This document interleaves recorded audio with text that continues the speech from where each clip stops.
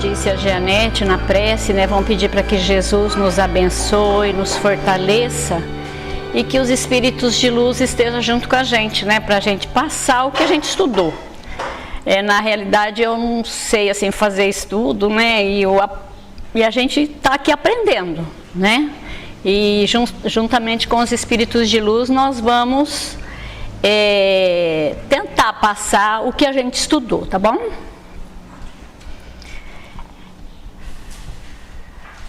Nós estamos estudando o livro Obreiros da Vida Eterna, do Espírito André Luiz, psicografada por Francisco Cândido Xavier, e hoje eu estou fazendo a segunda parte do capítulo 13, que é Companheiro Libertado. Esta obra de André Luiz, ela nos traz um trabalho de um grupo de espíritos lá do nosso lar. Eles vêm aqui na Terra em missão para nos auxiliar alguns espíritos encarnados que eles estiveram assim, um excelente desempenho aqui na existência.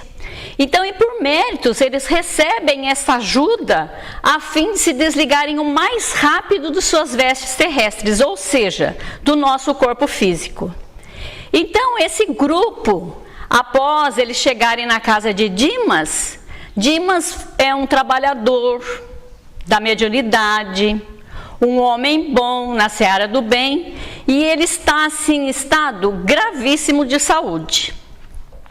Então esse grupo socorrista, eles encontram ali um outro grupo de espíritos também iluminados e esclarecidos, que eles tinham ali a vontade e a intenção de prestar um agradecimento a Dimas, que o Dimas foi um benfeitor a eles.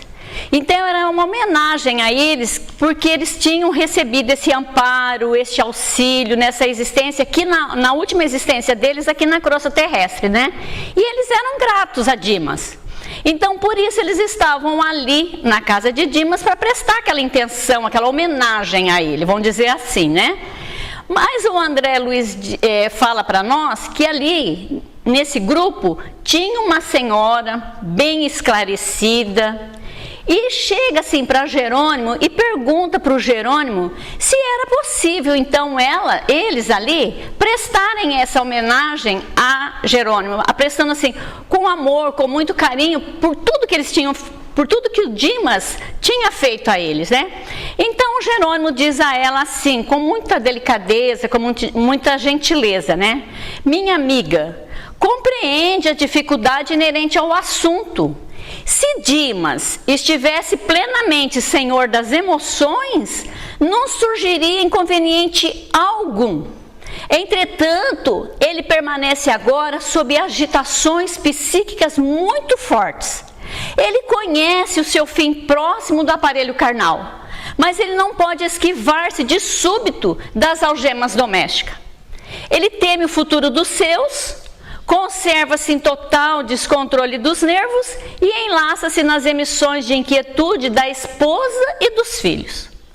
Então nós cremos ser inoportuna essa visita compacta, no decorrer das atividades da desencarnação, mesmo em se tratando dos melhores amigos do doente. Por quê? Para que não se lhe agrave o descontrole mental. Então Jerônimo, ele lembra assim essa irmã, que embora o Dimas, né, tivesse uma existência muito proveitosa, muito boa, ele também contasse com o espírito, com o auxílio invisível da equipe espiritual. Porque desencarnar é um processo muito complicado. Porque nós temos que deixar aqui na Terra os nossos entes queridos. E ele deixava a família ali. A família dele estava orientada moralmente, mas eles viviam numa grande penúria material.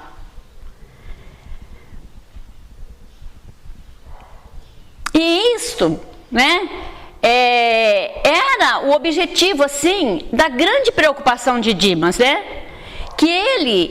que a postura mental que ele estava fazia com que ele se sintonizasse somente com os parentes deles, somente com a esposa, com os filhos, e isso daí estava trazendo, dificultava, né, a ele um processo da desencarnação, ou seja, a sua libertação. Então, por isso, ele achava inconveniente, desnecessário, aquele momento ali, aquela homenagem, né, para ele. Então, a falta de lucidez, a clareza de raciocínio de Dimas, para ele assim se desligar do corpo físico, estava trazendo dificuldade para ele, né? Mas Jerônimo, então, continua dizendo assim para a senhora, né, que Dimas, não obstante ser amparado pelo afeto dos que por ele tem afeição, ele logo se desfaça do corpo grosseiro. Mas além disso, eu sugiro que manifestações de carinho merecida e justa lhe seja prestada por quantos o estimam, no dia em que nos deslocarmos da crosta da casa transitória de Fabiano, para as regiões mais altas, né? Então, o nosso irmão, ele continua dizendo, né, e cooperador, descansará ali, sob atencioso cuidado, junto de outros amigos em condições análogas.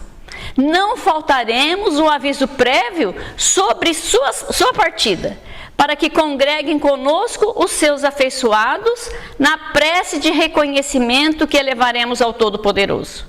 Então, a consulante, ela se manifestou uma sincera satisfação e acentuou, né, bem lembrado, esperaremos a comunicação no instante oportuno.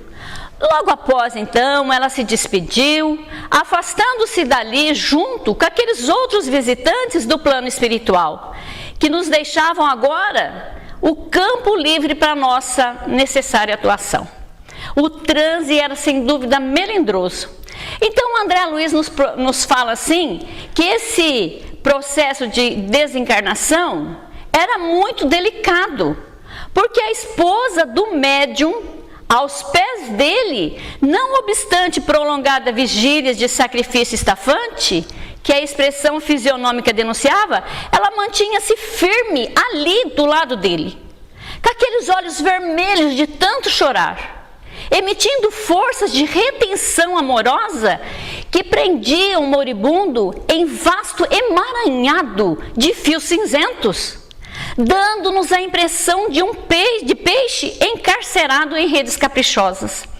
Então nós vemos aqui uma situação normal de acontecimentos aqui na crosta terrestre, porque atitudes destas que nós tomamos, sem a gente se perceber, que este apego, esta vontade de nós permanecermos juntos por mais tempo, pode dificultar ainda mais o processo de desencarnação, complicando ainda mais a situação desse ente querido, né, que está aí para desencarnar. A gente ama, a gente quer bem essas pessoas, mas eles têm os momentos deles do desencarne, né? E Jerônimo, então, aponta a mulher bondosa e fala assim, que a nossa pobre amiga é o primeiro empecilho a remover. Improvisemos agora temporária melhora para o agonizante, a fim de sossegar-lhe a mente aflita. E somente depois de semelhante medida, conseguiremos retirá-lo sem maior impedimento. E ele explica que as correntes de forças exteriorizadas por ela, né, infundem vida aparente aos centros de energia vital, já em adiantamento e adiantado processo de desintegração. Então, os pensamentos que a esposa estava ali emitindo ao seu companheiro, adentrava no centro de forças, mantendo ali uma energia que o corpo já não tinha. E isto dificultava a desencarnação de Dimas, pois ele mantinha um corpo físico já em falência completa, em funcionamento precário, trazendo mais sofrimentos a Dimas. Então, o Jerônimo, recomendou a Luciana e a Hipólito que se mantivessem ali do lado da senhora, modificando-lhe as vibrações mentais, instruindo-me, diz o André, né, para coadjuvar-lhe a influenciação como se fazia mister. Ou seja, sugerindo a ela, a esposa, né, de Dimas, novos pensamentos, pensamentos positivos, pensamentos de esperança, de amparo dos benfeitores, né? Enquanto isso, o Jerônimo, né, se mantinha com as mãos coladas no cérebro de Dimas, proporcionando-lhes a renovação das forças gerais. E Jerônimo aplicava-lhe passes longitudinais, desfazendo os fios magnéticos que se entrecruzavam no corpo abatido. Então André Luiz, ele nos passa, né, assim como um médico, cientista, pesquisador, conhecedor, uma série de acontecimentos naturais que o corpo físico de Dimas estava, porque ele já estava no estado de morte. Então André falou assim, que ele reparou que o moribundo, ele se encontrava em dolorosas condições, plenamente desorganizado. O físico dele, o fígado começava definitivamente a paralisar suas funções. O estômago, o pâncreas, o duodeno apresentavam anomalias estranhas. Os rins pareciam praticamente mortos. Os glomérulos prendiam-se aos ramos arteriais como pequeninos botões arroxeados. Os tubos coletores enrijecidos prenunciavam o fim do corpo. Sintomas de gangrena pesavam em toda a atmosfera orgânica. E o que mais me impressionava, porém, era a movimentação da fauna microscópica. Corpúsculo das mais variadas espécies nadavam nos líquidos acumulados no ventre, concentrando-se particularmente no ângulo hepático, como a buscarem alguma coisa com avidez nas vizinhanças da vesícula. O coração trabalhava com muita dificuldade. Enfim, o enfraquecimento atingiu o auge.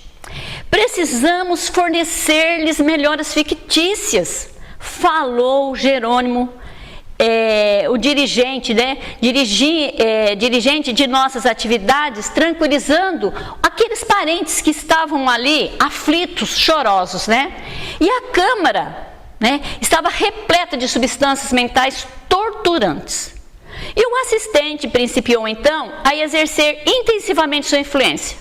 Eu acredito assim que o Jerônimo falou assim, ó, agora é comigo aqui, né? Agora eu vou tomar minhas providências, né? Eu imagino. E Dimas, de raciocínio onibulado, quer dizer, ofuscado pela dor, não divisava a nossa presença. Os atritos celulares, pelo rápido desenvolvimento do vírus portadores do coma, impediam-lhe percepções claras. As proveitosas faculdades mediúnicas que ele possuía, que Dimas possuía, haviam caído em temporário eclipse ante o choque dos sofrimentos. Era, porém, extremamente sensível à atuação magnética. Então, o coma deixava Dimas inconsciente e que ele não se permitia a sentir a presença do mundo espiritual que estava ali auxiliando ele. E isto fazia com que não tivesse como ele tivesse que fazer uma prece, ele não conseguia modificar a sua postura mental, que pudesse sair daquela sintonia presa ali dos filhos, da esposa, da dificuldade, né? Mas ele era receptivo às ações magnéticas, ou seja, o Dimas, ele estava acostumado a receber o auxílio dos benfeitores espirituais. Ele estava sempre aberto a receber esse auxílio do alto, né? E naquele momento ali, ele não conseguia. Então, pouco a pouco, com a interferência de Jerônimo, Dimas se acalmou, respirou assim em ritmo quase que normal. abriu os olhos fundos e exclamou reconfortado: graças a Deus, louvado seja Deus.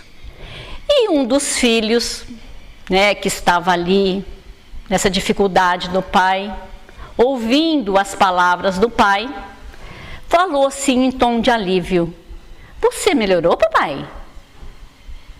Ele: oh, sim, meu filho, agora eu respiro mais livremente. Você sente os amigos espirituais ao seu lado?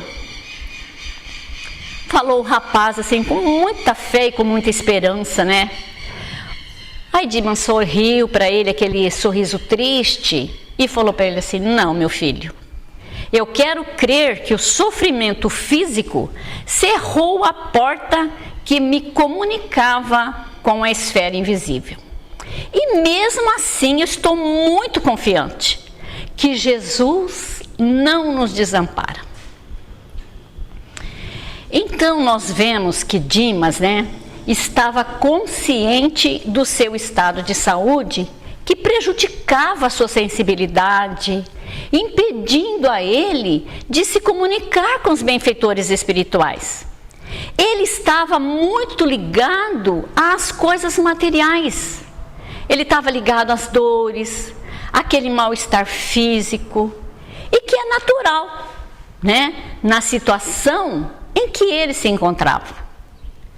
Mas Dimas, naquele momento ali, olhou para sua esposa, né, para sua companheira, e falou para ela, porque ela estava muito chorosa, falou para ela assim, que todos nós experimentaremos a solidão nos grandes momentos de aferir, de conferir, né, valores espirituais. Estou convencido de que os nossos guias do plano superior não nos olvidarão as necessidades. Entretanto, não devo esperar que tomem cuidado permanente comigo. Ele falava numa voz quase que imperceptível, bem intercortada assim, né? Em virtude do seu abatimento, entrecortando as palavras na respiração oprissa. Então a senhora que estava ali, a esposa, né, vacilante, ela estava muito bem amparada por Luciana, né? Que a Luciana abraçava ela com muito carinho, com muito amor, né? E viam-se nela, na esposa, aquele sinal de cansaço, aquela angústia dentro dela. Lágrimas grossas corriam dos olhos congestionados, né? Com certeza a gente vê aqui que aquele abraço de Luciana fazia com que a esposa ela se sentisse mais amparada e mais protegida, né?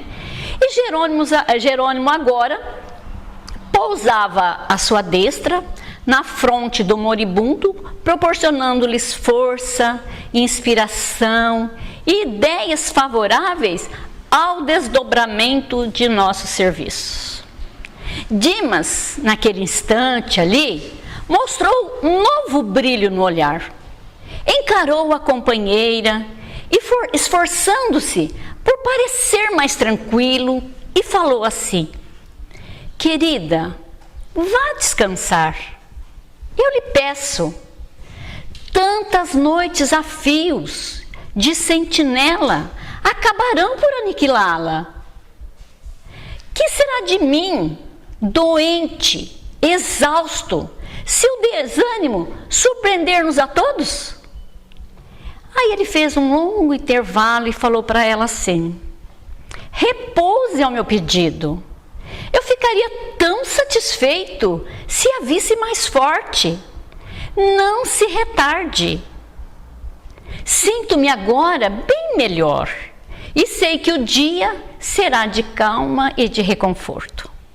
Então, cedendo aí, né, a insistência do esposo e docemente constrangida, né, pela influência de Luciana e de Hipólito, a matrona recolheu-se ao seu quarto. Em vista das melhores obtidas, houve assim uma alegria muito grande entre os familiares. Aí o médico foi chamado. Radiante, o O clínico asseverou que os prognósticos contrariavam as suposições anteriores.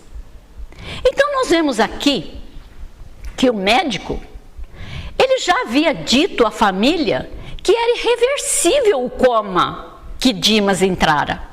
Só que, no entanto, ele se surpreendeu. Mas ele se motivou, refez a leitura atual do falso estado de estabilidade do doente, refez alguns procedimentos de conduta, renovou as indicações, dispensou os anestésicos e recomendou ao pessoal doméstico que se entregasse o doente ao repouso absoluto. E Dimas, porque Dimas acusava melhoras surpreendentes. Era razoável, portanto, que a câmara fosse deixada em silêncio para que ele tivesse um sono reparador. O Esculápio, o médico, atendia-nos o desejo, e em breves minutos aquele compartimento ficou solitário, fixando-nos, facilitando-nos o serviço. Então o assistente distribuiu serviço a todos. Hipólito e Luciana, depois de tecerem uma rede fluídica de defesa em torno do leito para as vibrações mentais inferiores, fossem absorvidas, permanecem em prece ao leito, enquanto eu mantinha a destra sobre o plexo solar do agonizante. Iniciaremos agora as operações decisivas, declarou-nos Jerônimos resoluto. E antes, porém, forneçamos ao nosso amigo a oportunidade da oração final. O assistente tocou demoradamente na parte posterior do cérebro e vimos que o agonizante passou a emitir pensamentos luminosos e belos.